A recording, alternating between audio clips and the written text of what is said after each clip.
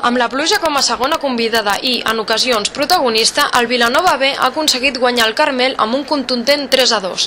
Aquesta victòria és molt important per l'equip vilanoví, que amb la recuperació de jugadors lesionats i amb el reforç de Carlitos ha aconseguit trencar la ratxa negativa que havia protagonitzat darrerament. Utilitzant un estil de joc molt intens i passades ràpides, el Vilanova B va estrenar el marcador al minut 35 amb un gol de Morillas, que els del Carmel van respondre empatant al minut 41. Va caldre esperar fins a la segona part perquè Morillas tornés a avançar els vilanovins amb un fort xut a porta. D'altra banda, el Carmel va intentar tornar a buscar l'empat, però l'amateur no es va deixar superar i van tornar a marcar la diferència al minut 76 amb un gol d'Albert.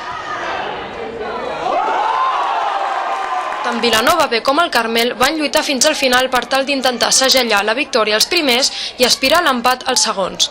Amb una expulsió injusta de Pau al minut 87 i un gol del Carmel com a conseqüència, l'àrbitre va xiular al final del partit amb només 3 minuts de descompte.